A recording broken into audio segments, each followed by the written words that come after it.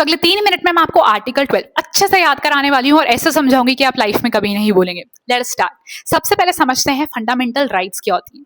ये rights part 3 of Indian constitution में under article 12 to 35 में मेंशन्ड है। ये वो राइट्स हैं जो सारे इंडियन सिटीजन्स को गारंटेड है। मतलब स्टेट हमसे राइट्स नहीं छीन सकता, पर अगर स्टेट हमसे राइट्स छीनता है तो हम स्टेट को सू कर सकते हैं। मतलब स्टेट के अगेंस्ट कोर्ट में केस फाइल कर सकते हैं अंडर आर्टिकल 32। पर स्टेट के अंदर कौन कौन इंक्लूडेड है ये हमें कैसे पता लगेगा?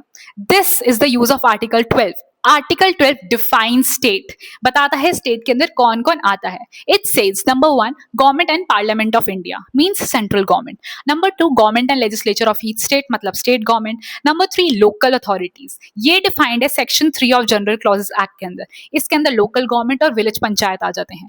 Number 4 other authorities. अब पहले 3 तो क्लियर है, बट अदर अथॉरिटीज मतलब ना ही ये कॉन्स्टिट्यूशन में डिफाइंड है ना ही ये किसी लॉ के अंडर डिफाइंड है। तो कॉन्स्टिट्यूशन मेकर्स ने अदर अथॉरिटीज टर्म यहाँ इसलिए यूज किया है ताकि स्टेट की डेफिनेशन ब्रॉड रहे। State is an ever evolving concept. तो time to time various case laws में supreme court high court decide करते हैं कि कौन सी बॉडी स्टेट है कौन सी नहीं है। Starting from university of Madras versus Shantabai act in 1954, जिसमें ये डिसाइड करने की कोशिश की गई कि क्या पब्लिक फंडेड यूनिवर्सिटीज स्टेट है या नहीं है। ऐसे ही बहुत सारे केस लॉस होते रहे जिसमें डिसाइड होता गया कौन सी बॉडी स्टेट है कौन सी नहीं है। Finally R D. शेट्टी केस में डॉक्ट्राइन ऑफ इंस्ट्रूमेंटैलिटी दिया गया, जिसमें यह बोला गया कि वो सारी बॉडीज जो स्टेट का इंस्ट्रूमेंट की तरह काम करती है, मतलब स्टेट की एजेंसी की तरह काम करती हैं, जो लोगों की फंडामेंटल राइट्स को सिग्निफिकेंटली इफेक्ट कर रही हैं, वो सब स्टेट मानी जाएंगी।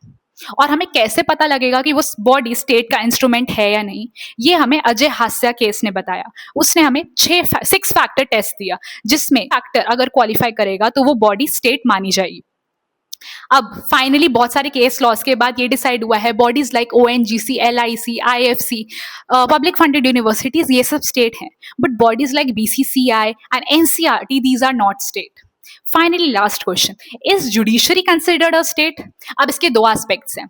अगर जुडिशरी कोई एडमिनिस्ट्रेटिव डिसीजन दे रहा है, कोई रूल बना रहा है जो कि फंडामेंटल राइट्स को वायलेट कर रहा है, तो yes we can challenge that under article 32।